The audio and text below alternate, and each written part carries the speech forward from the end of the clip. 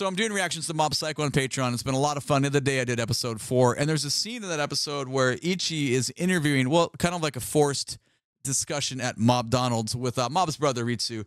And it's about Mob, and she's trying to kind of pry and get some information about all the things that's going on because she obviously suspects stuff. And he's kind of dismissive, a little bit defensive, which makes sense because it's family. But during this, the scene augments. Dimple gets involved, and we got to go other places. But during all of that, there is a beautiful piece of music that was underneath. And when I heard it, I was like, oh, we have to go listen to this, but get it out of context so we can hear it. So that is exactly what we're going to do right now. Okay, I'm excited. Let's go. Composed by Kenji Kawai. This is, I'll try to say it, Kageyama Kyodai no Kakushitsu Shito. Sorry, I apologize in advance. Google Translate says that means Kageyama Brothers jealousy / feud. So, okay, let's take a listen.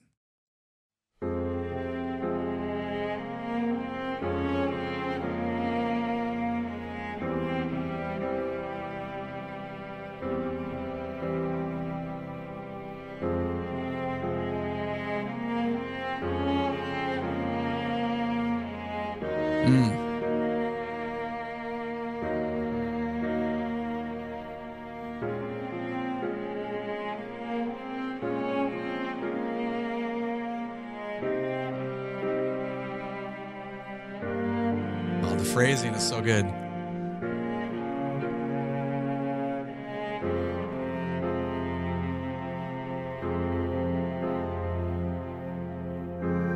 What a beautiful opening to that. Let's talk about why, though.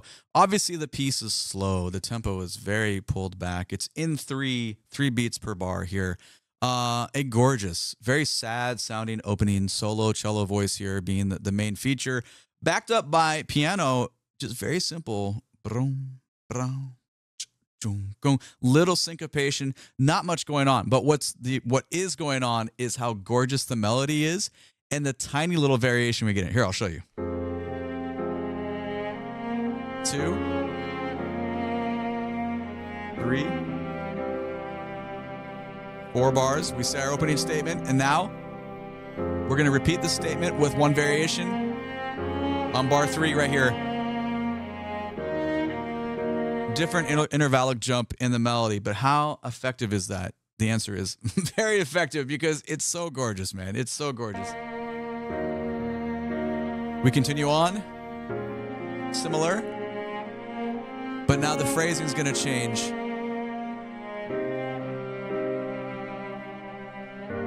Ba ba ba. Ba ba ba. That's a different rhythm that we had used in the beginning and outlining. The same melodic content, like within the scale set, like tonality feels similar, but it's just like a perfect use of how to take a melody, develop it a tiny bit, and then just adapt the phrasing and propel us into the next section. It's stuck with me. I feel like a very good job.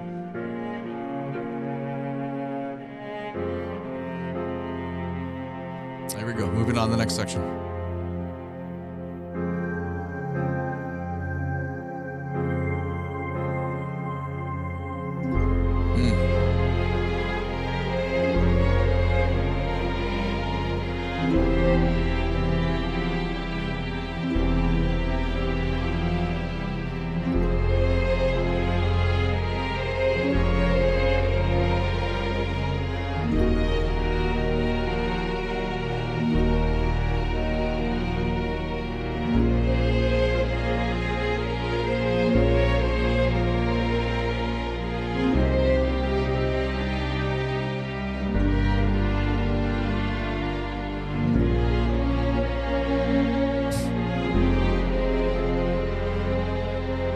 Isn't that wonderful? We quoted it again. Okay, let's talk about why. What is different there and what has changed and what has stayed the same? So the obvious thing that is similar, we'll go back to about 43 seconds so we get right into this transition. The stuff that stayed the same, obviously, is the melodic content is there and the same phrase shift within how the phrasing kind of bum hit us with it. But the biggest change is obviously the instrument use because it's no longer just solo string player. We now have sound like the violin section has come in. We're quoting the same stuff though. But what's kind of cool though is this little sound we get right here.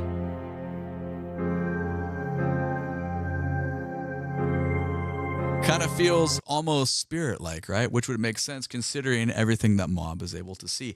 Is that done on purpose? No, probably not. It's just I'm gonna make that connection just because I have a little bit of context there. When in reality, it's just a great way. It's the tiniest little bridge between our melody that we established in the beginning, and we're about to hit that melody again. We just have this tiny little bridge to connect it. But here we go.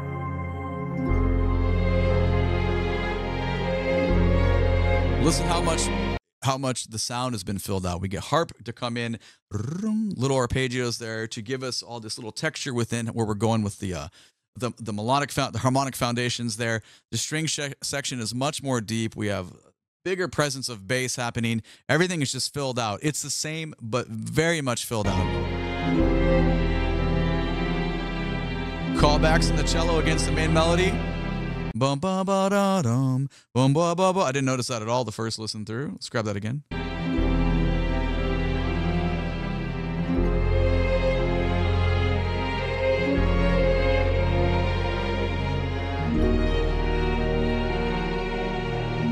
It feels so cinematic.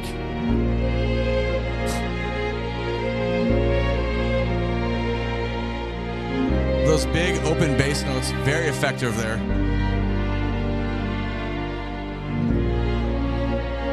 Yeah, it's really the part that is probably the most gorgeous is violins on top and then cellos just coming back with the lines we just talked about. So there's a lot of easy communication going on there, but it's really important communication that makes the theme still go somewhere. Because even though like you're not really hearing a new melody or a new B section, but it is though, because I mean, thematically it's the same, but the experience is very different from what we're getting within the orchestral setting. Okay, let's let it play out from here and see what happens.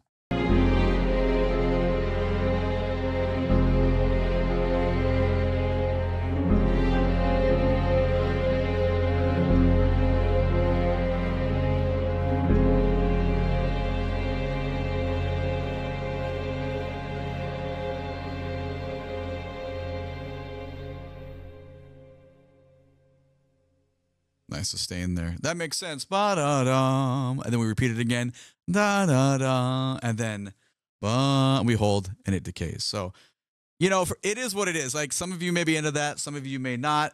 For me, I'm always listening. I mean, I love watching the animes. It's a lot of fun, but I can't remove my ear from listening down to the soundtrack. And this one, I was like, whoa.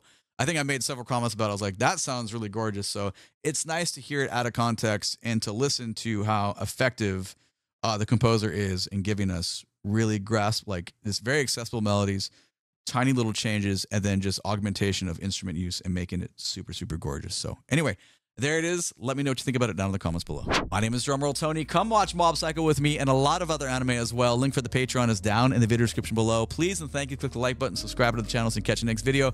YouTube thinks you want to watch one of these two videos next. Have a great day. Take it easy. Bye-bye.